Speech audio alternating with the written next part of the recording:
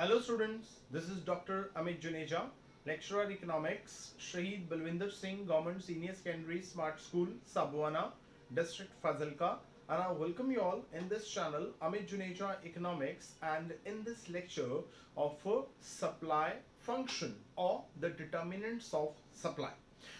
आज का जो हमारा लेक्चर रहेगा, अगर हम उसको थोड़ा ध्यान से समझें, हमारा जो टॉपिक है वो है सप्लाई फंक्शन। जैसे हम हमेशा कहते हैं कि हर एक चीज को उसके नाम से क्लियर करना चाहिए। सप्लाई फंक्शन, इसका मतलब हम क्या करते हैं, दो वर्ड से मिलके बना है सप्लाई एंड फंक्शन, तो हम इसके दो पार्ट्स कर देते हैं, सप्लाई अलग कर देते हैं और फंक्शन अलग कर देते हैं। Now it's supply and function. Okay, supply and function.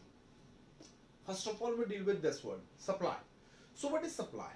As we already started in our last lectures, that what is supply and what is the difference between supply and quantity supplied, and what is the difference between supply and stock. So supply refers to the various possible quantities that a producer is ready to sell in the market at a various possible prices. While in the quantity supplied, it is a specific quantity that is to be sold by the producer or the seller in the market at a specific price. And what is stock? Stock is the total amount of goods available with the producer. Okay? So this is the difference between supply, quantity supplied and stock. So now we are going to discuss about the supply. So supply में क्या होगा? There are various possible prices and correspondingly there are various possible quantities which a producer is ready to sell in the market at a point of time. Now second word is a function. So what is function? ये हम already discuss कर चुके हैं हमारे दो chapters के अंदर. The first chapter जिसके अंदर हमने इसको discuss किया था, that is the demand, उसके हमने बात की थी demand function.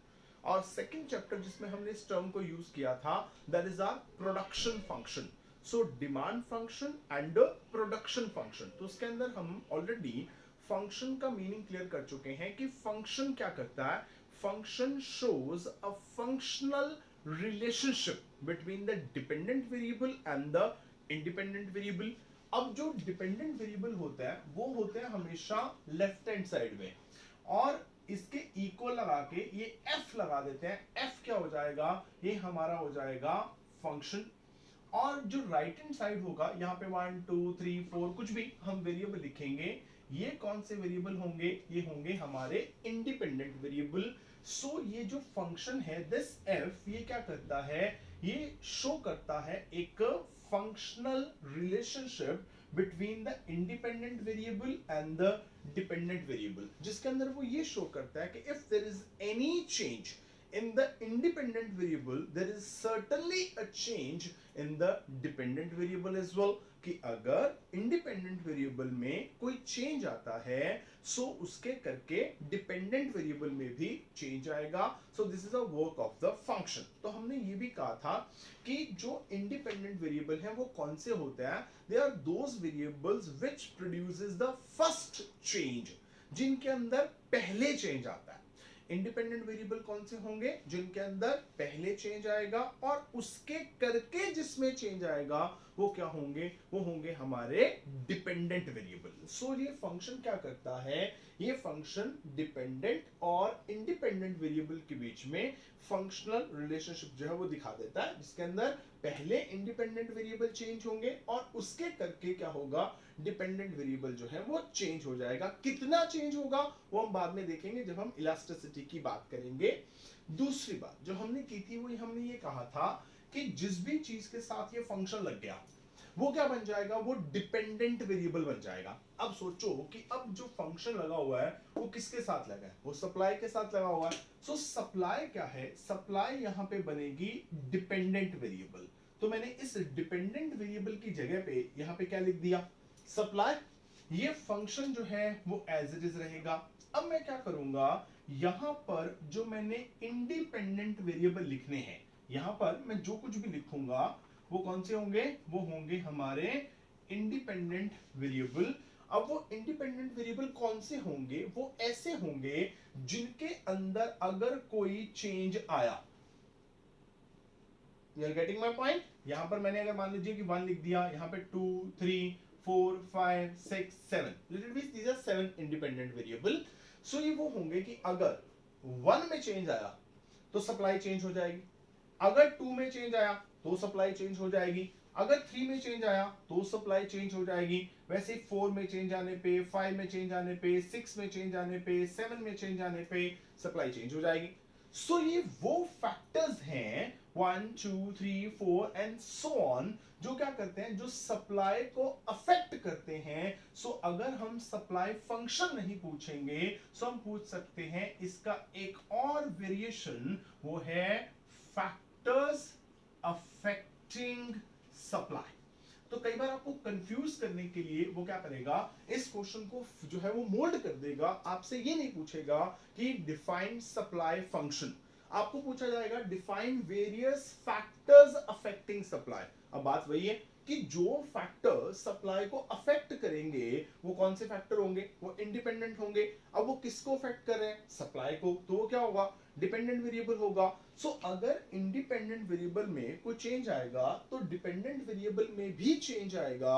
सो उससे क्या होगा, इन दोनों में एक रिलेशनशिप एस्टेब्लिश होगा, किसके बीच में, सप्लाई जो कि हमारा डिपेंडेंट वेरिएबल है और ये सारे के सारे फैक्टर अफेक्टिंग सप्लाई जो कि इंडिपेंडेंट वेरिएबल हैं, इन दोनों के बीच में एक रिलेशनशिप एस्टेब्लिश हो जाएगा। और वो रिलेशनशिप कौन एस्टेब्लिश करेगा, वो करेगा ये एफ, जो क्या है, जो हमारा फंक्शन है। तो हमने क्या करना है, हमने सप्लाई फंक्शन और फैक्टर अफेक्टिंग सप्लाई में उन सारे फैक्टर्स की और उन सारे इंडिपेंडेंट फैक्टर्स की बात करनी है जो सप्लाई को अफेक्ट करते हैं। मतलब अगर उनमें कोई चेंज आएगा तो क्या होगा, सप्लाई में भी चेंज जो है वो आ जाएगा। तो ऐसे कौन कौन से फैक्टर्स हैं जिनके ऊपर सप्लाई डिपेंड करती है, मतलब मार्केट में कितनी चीजें आएंगी सेल होने के लिए, वो जिस जिस चीज पर डिपेंड करती हैं, वो सारे के सारे फैक्टर जो हैं वो आज हम डिस्कस करने वाले हैं वन बाय वन। तो वो फैक्टर कौन कौन से हैं तो हम उनको अभी देखने वाले हैं। पर ध्यान इस बात का रखना है कि जब आप इन सप्लाई फैक्टर्स की बात करें तो जो डिमांड वाले फैक्टर्स है ना, जो डिमांड को अफेक्ट करते थे, उनको जरा अपने दिमाग से बाहर रखिएगा, क्योंकि अगर वो बीच में आए सो सप्लाई और डिमांड मिक्स हो जाएंगे, आपके लिए प्रॉब्लम क्रिएट हो जाएगी। मिक्स कब होंगे, जब आप इन फैक्टर्स को क्रैम करेंगे, जब आप इनका लॉजिक लेके चलेंगे कोई प्रॉब्लम नहीं आएगी। तो विद लॉजिक इन फैक्टर्स को जो है वो आप समझिएगा तो आपके लिए ठीक रहेगा।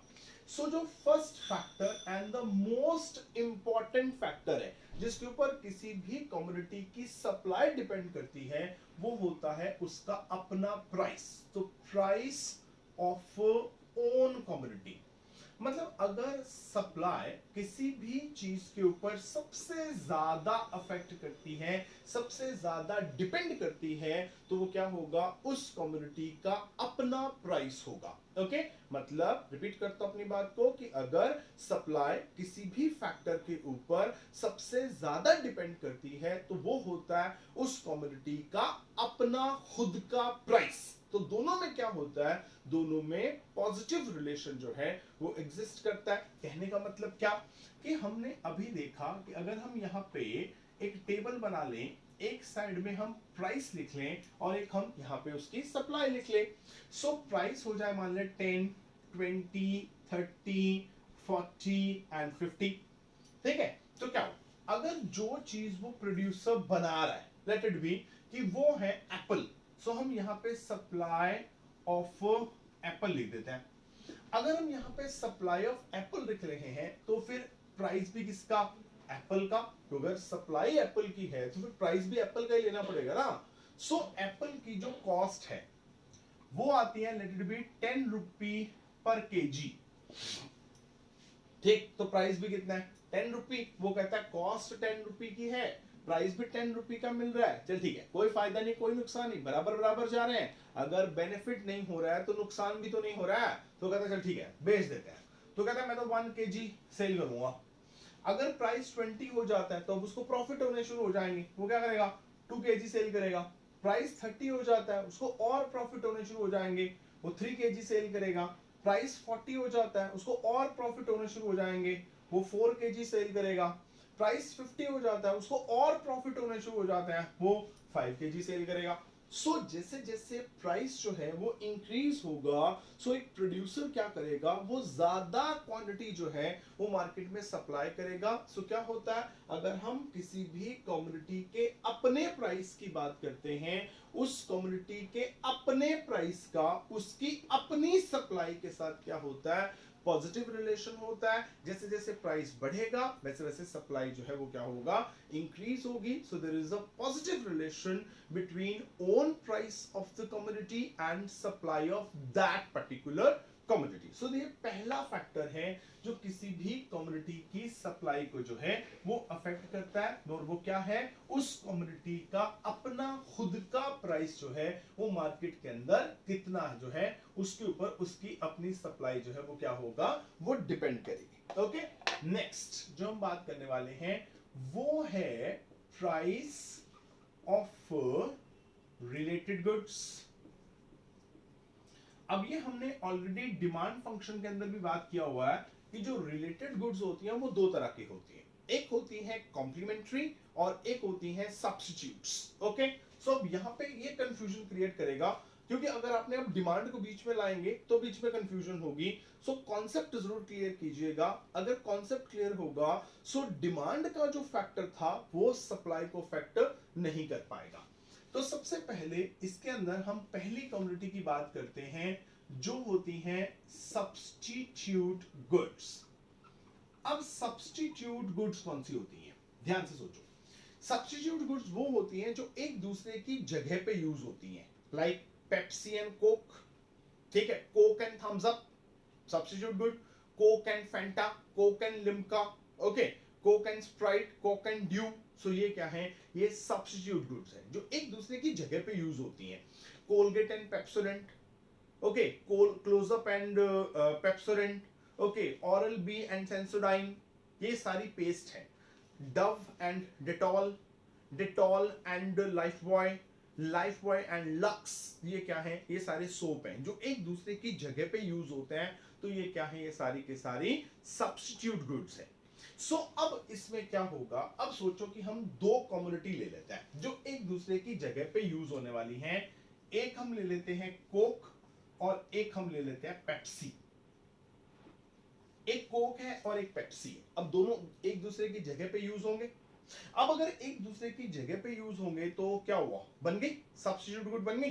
अब क्या, अब इसमें डिमांड को बीच में बतलाना क्यों। अगर सोचो कि शुरुआत के अंदर जो कोक है उसका प्राइस जो है वो था 10 रुपी और पेप्सी का प्राइस भी था 10 रुपी, ठीक है। उसके ऊपर कोक सप्लाई कर रहा था 100 बॉटल की और पेप्सी भी सप्लाई कर रहा था 100 बॉटल की, ठीक है। ये हमारी इनिशियल पोजीशन है जो हमने ले ली। अब क्या करते हैं, अब एक नई पोजीशन लेते हैं। अब ये तो हो गई इनिशियल स्टार्टिंग वाली। अब क्या हुआ, अब हालात चेंज हुए, नाउ आ गया न्यू।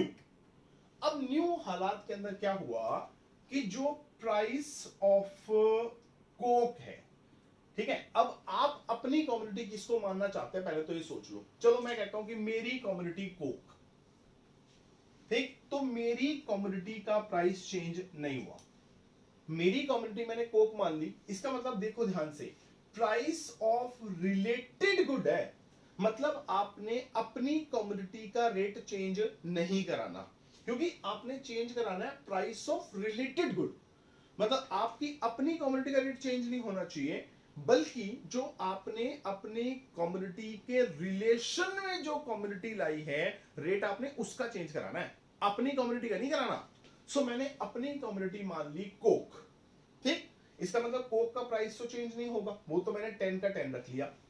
अब जो पेप्सी है उसका प्राइस इंक्रीज होके हो गया 15 रुपी, ठीक है।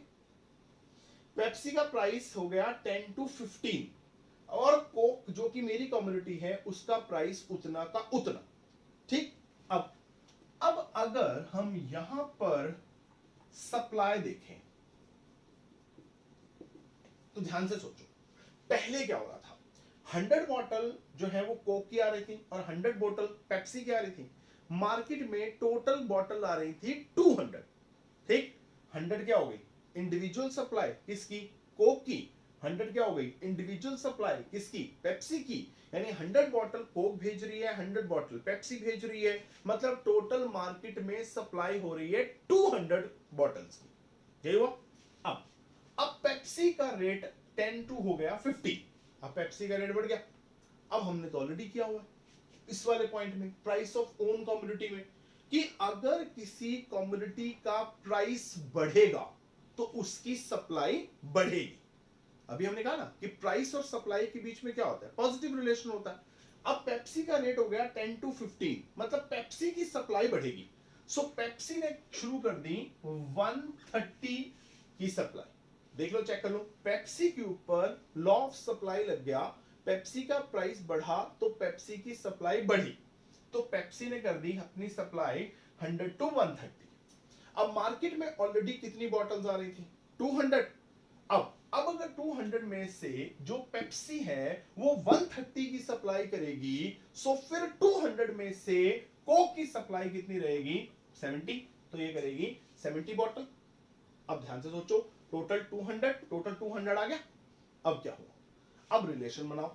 अब रिलेशन ये बना कि अगर क्या होता है, आपकी सब्स्टिट्यूट कमोडिटी का प्राइस बढ़ जाता है, आपकी सब्स्टिट्यूट कमोडिटी का प्राइस बढ़ता है, तो आपकी सब्स्टिट्यूट कमोडिटी पेप्सी, उसका रेट बढ़ता है, तो उसकी सप्लाई बढ़ेगी, वो मार्केट में ज्यादा आएगी।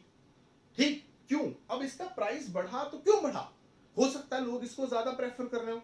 सो इसका मतलब इसका प्राइस बढ़ा तो पेप्सी मार्केट में ज्यादा आएगी, मतलब लोग पेप्सी ज्यादा यूज करेंगे। अगर पेप्सी ज्यादा यूज करेंगे मतलब कोक कम यूज करेंगे, तो आपकी कम्युनिटी का प्राइस कांस्टेंट रहने पर भी आपकी कम्युनिटी की सप्लाई कम हो जाएगी। फिर वाह, अब इसी को उल्टा करके देख लेते हैं।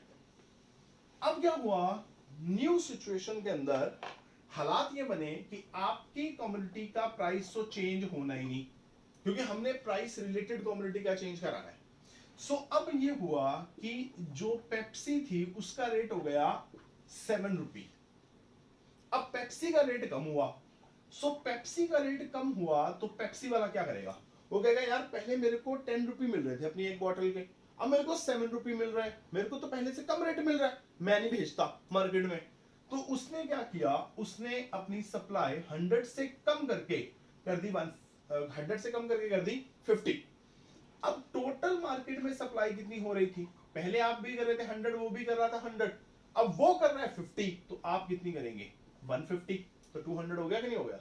यानी अगर आपकी सब्स्टिट्यूट कमोडिटी का प्राइस कम होता है तो प्राइस हो गया कम, प्राइस कम होगा तो उसकी सप्लाई कम होगी, प्राइस कम होगा तो वो कम चीजें भेजेगा, अगर वो कम भेजेगा तो आप क्या करेंगे, आप ज्यादा भेजेंगे, तो सेम प्राइस पर भी आपकी कम्युनिटी की सप्लाई जो है वो बढ़ जाएगी। So this is the effect of price of related good, and what is the related good, substitute good on the supply of a commodity. Done? अब हम क्या करते हैं, अब हम सब्स्टिट्यूट की जगह पे हम दूसरी कम्युनिटी ले लेते हैं जिसको हम नाम देते हैं कॉम्प्लीमेंट्री गुड।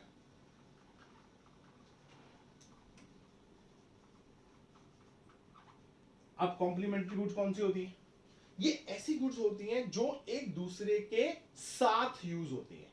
कॉम्प्लीमेंट्री गुड्स कौन सी हैं, जो एक दूसरे के साथ यूज होती हैं। अब साथ यूज कराना है तो कैसे कराएंगे, सोचो ऐसी कोई दो कम्युनिटी सोचो जो एक दूसरे के साथ यूज होती हो।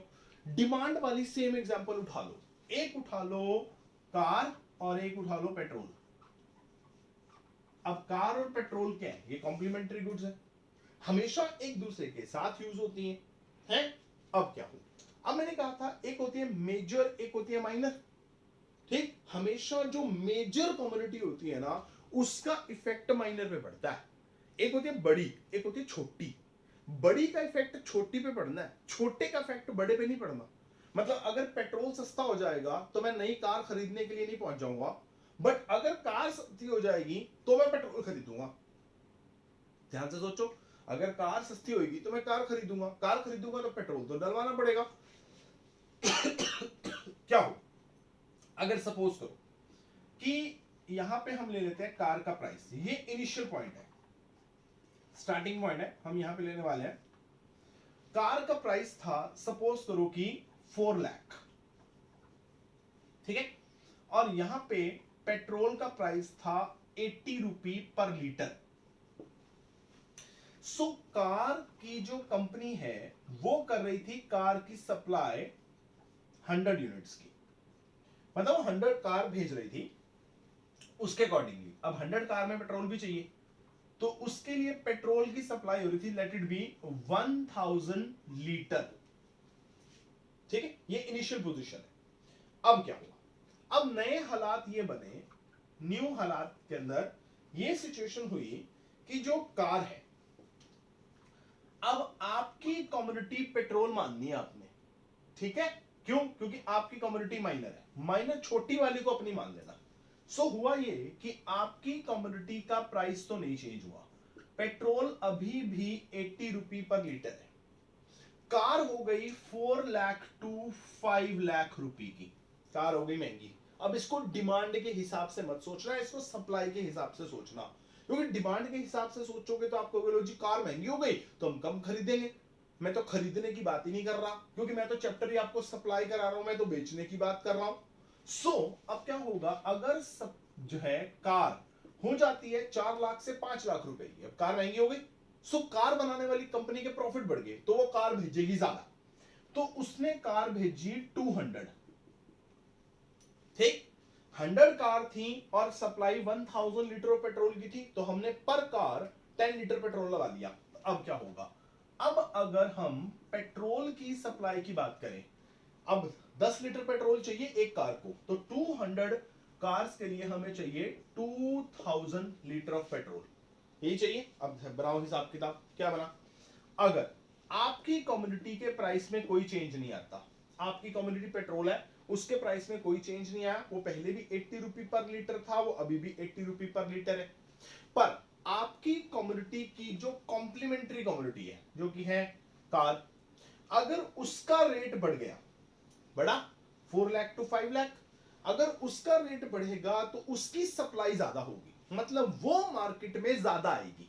अगर वो मार्केट में ज्यादा आएगी तो आपकी कम्युनिटी तो उसके साथ यूज होनी है, अगर वो ज्यादा आएगी तो आपकी कम्युनिटी को भी ज्यादा आना पड़ेगा, तो क्या होगा, आपकी कम्युनिटी की सप्लाई जो है वो क्या हो जाएगी, बढ़ जाएगी, ठीक होगा। अगर इसी को हम चेंज कर दें,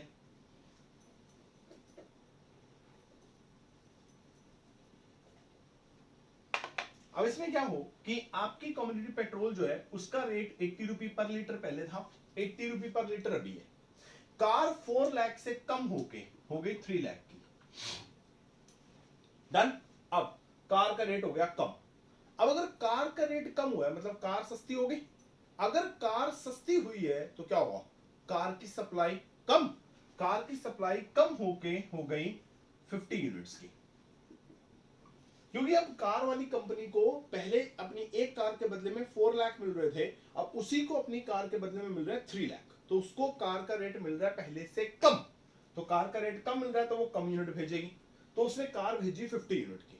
अगर हम पर कार के हिसाब से बात करें तो एक कार को 10 लीटर पेट्रोल चाहिए, तो अब पेट्रोल की सप्लाई कितनी होगी, 500 लीटर हुआ, चेक करो, 50 कार के लिए 500 लीटर चाहिए, कैसे बना कि अगर आपकी कम्युनिटी जो कि पेट्रोल है उसकी कॉम्प्लीमेंट्री गुड जो कि कार है, अगर उसका रेट हो जाता है कम, अब उसका रेट कम होगा तो वो मार्केट में कम आएगी, तो पहले 100 आ रही थी अभी 50 आ रही है, अब अगर वो मार्केट में पहले से कम आएंगी तो आपकी कम्युनिटी तो उसके साथ यूज होनी है ना, अगर वही कम्युनिटी पहले से कम आएगी जिसके साथ आपकी कम्युनिटी ने यूज होना है, तो फिर आपकी कम्युनिटी ज्यादा आके क्या कर लेगी, तो क्या होगा, आपकी कम्युनिटी की सप्लाई भी पहले से कम हो जाएगी।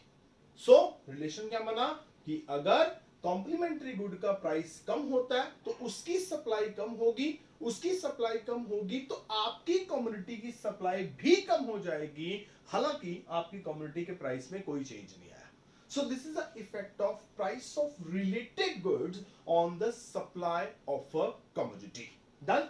So ये हमारे दो फैक्टर हो गए यहाँ पे कि एक तो जो own price of the commodity है उसका इफेक्ट पड़ता है सप्लाई ऑफ अ कमोडिटी के ऊपर, और एक इफेक्ट पड़ता है प्राइस ऑफ रिलेटेड गुड का, कि कमोडिटी की सप्लाई के ऊपर भी। अगर किसी कमोडिटी का अपना प्राइस चेंज हो जाता है तो उसकी सप्लाई चेंज हो जाएगी, और अगर उससे रिलेटेड गुड्स जो हैं अगर उनका प्राइस चेंज हो जाता है तो भी कमोडिटी की सप्लाई जो है वो चेंज हो जाएगी। देन नंबर 3 हम बात करने वाले हैं जो अदर फैक्टर इफेक्ट करता है, वो है number of firms in the market.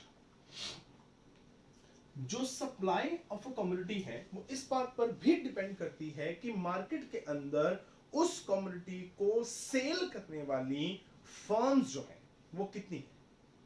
जैसे अगर हम एक बहुत सिंपल सी एग्जांपल ले इस बात की, सपोज करो कि हम कार की बात करते हैं। सो कार बनाने वाली कितनी कंपनीज है, मैं कहूं कि एक मारुति है, ठीक है, एक Hyundai है, एक टाटा है, एक वॉक्सवैगन है, ठीक है, एक फोर्ड है। तो इस तरह की कुछ कंपनीज है लेट इट बी की कार बनाने वाली। अब क्या हो अगर मान लो कि मैं ये सिर्फ इतनी एग्जांपल लूं, 1 2 3 4 एंड 5, 5 कंपनी है कार बनाने वाली। तो 5 कंपनियां जो है मान लो हर एक कंपनी क्या करती है 100 कार्स बनाती है, तो टोटल सप्लाई होगी 500 कार्स की, ठीक। अगर ये कंपनीज 5 से बढ़ के 10 हो जाए, मतलब किसी भी चीज को बेचने वाली फर्म जो है वो ज्यादा आ जाए मार्केट में, तो क्या होगा। अब अगर हर कंपनी 100 कार सेल करे, सो कितनी कार्स आएंगी मार्केट में, 1000 कार आएंगी। किसी भी चीज की सप्लाई इस बात पर भी डिपेंड करती है कि मार्केट के अंदर उस कमोडिटी को सेल करने वाली कितनी फर्म्स हैं। अब जितनी फर्म्स ज्यादा होंगी उतनी सप्लाई ज्यादा होगी, और जितनी फर्म्स कम होंगी उतनी सप्लाई कम होगी। सिंपल, ठीक हो गया, बात क्लियर। क्योंकि अगर नंबर ऑफ फर्म्स इंक्रीज होती हैं तो क्या होगा, अब अगर नंबर ऑफ फर्म्स इंक्रीज होंगी तो क्या होगा, प्रोडक्शन ज्यादा होगी। क्योंकि पहले नंबर ऑफ फर्म्स कम थी तब पहले प्रोडक्शन भी कम थी, अगर प्रोडक्शन कम थी तो सप्लाई भी कम थी। अब नंबर ऑफ फर्म्स जो हैं वो इंक्रीज हो गई, मतलब प्रोडक्शन इंक्रीज हो जाएगी। अब प्रोडक्शन इंक्रीज होगी तो जो नई फर्म्स मार्केट के अंदर आई हैं उन्होंने जितनी भी चीजें बनाई होंगी उन्होंने अपने घर पे तो रखनी नहीं है, तो उन्होंने क्या करना होगा, उसको मार्केट में सेल करना होगा। So as a result of increase in the number of firms there is an increase in supply, and if there is a decrease in the number of firms, मतलब कुछ फर्म जो हैं suppose करो कि वो बंद हो जाती हैं, मार्केट को छोड़ के चली जाती हैं, अपनी प्रोडक्शन को बंद कर देती हैं, तो क्या होगा, अब नंबर ऑफ फर्म्स कम हो गई तो रिजल्ट क्या निकलेगा कि कमोडिटी की सप्लाई भी पहले से कम हो जाएगी। तो supply also depends upon the number of firms in the market, कि मार्केट में जो फर्म्स हैं वो कितनी हैं जो उस कमोडिटी की सप्लाई जो है उसको करने वाली हैं। नेक्स्ट जो हम फैक्टर लेने वाले हैं वो है नंबर 4, वो है expectation about future price of the commodity. मतलब जो फर्म उस कमोडिटी की सप्लाई कर रही है वो क्या सोचती है कि फ्यूचर के अंदर उस वो जो कमोडिटी सेल कर रही है उसके प्राइस के साथ क्या होने वाला है। ध्यान से सोचो, दो चीजें हो सकती है, या तो उसको ये लग सकता है कि जो कमोडिटी मैं अभी सेल कर रही हूं फ्यूचर के अंदर उसका प्राइस कम हो सकता है। एक फर्म एक कमोडिटी को सेल कर रही है, अब वो अपनी कमोडिटी के प्राइस के बारे में क्या एक्सपेक्टेशन लगाएगी कि what can be in the future with the price of my commodity. So there are two type of expectations. One, वो एक्सपेक्ट कर सकती है that the price can fall. Number 2, वो एक्सपेक्ट कर सकती है द प्राइस में राइज। दो ही एक्सपेक्टेशन है, या तो उसको ये लगता है कि प्राइस फ्यूचर में कम हो सकता है, या उसको लगता है कि प्राइस फ्यूचर में बढ़ सकते हैं। दो ही ऑप्शन है, थर्ड तो ऑप्शन ही नहीं है।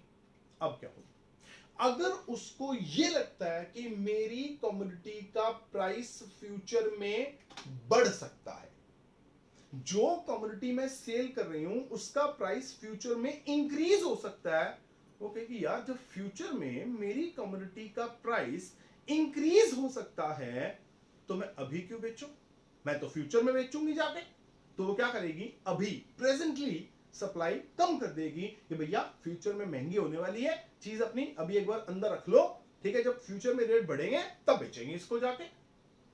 तो क्या होगा, अभी तो रेट नहीं बढ़े ना, अभी तो रेट कम नहीं हुए ना, तो क्या होगा, प्रेजेंट के अंदर प्राइसेस में कोई चेंज नहीं आया, उसको एक्सपेक्टेशन लगी हुई है कि फ्यूचर में प्राइस बढ़ सकता है, तो अभी प्राइस सेम रहेगा तो उस पर भी सप्लाई हो जाएगी पहले से कम। क्यों, क्योंकि वो कमोडिटी को फ्यूचर के लिए बचा के रख लेगी कि फ्यूचर में जब रेट बढ़ेगा तब बेचेंगे। नंबर 2, अगर उसको लगता है कि फ्यूचर में मेरी कमोडिटी का प्राइस हो सकता है पहले से कम, मतलब मेरी कमोडिटी हो सकती है सस्ती फ्यूचर में, तो वो पता है क्या सोचेगी, वो कहेगी यार फ्यूचर में रेट ना कम होने वाले हैं, तो बेटर ये रहेगा कि अभी जितना बेच सकते हो बेच लो। तो क्या होगा, अभी तो रेट चेंज नहीं हुए ना, तो क्या करेगी, वो सेम रेट पर पहले से ज्यादा सप्लाई करेगी कि अभी जितना सामान आप निकाल सकते हो निकाल लो, क्योंकि फ्यूचर में क्या होने वाला है, रेट कम होने वाले हैं, तो फ्यूचर में यही चीज हमें सस्ती बेचनी पड़ेगी, अभी जितने बेच सकते हो बेच लो। हम इसको एक एग्जांपल से क्लियर करते हैं।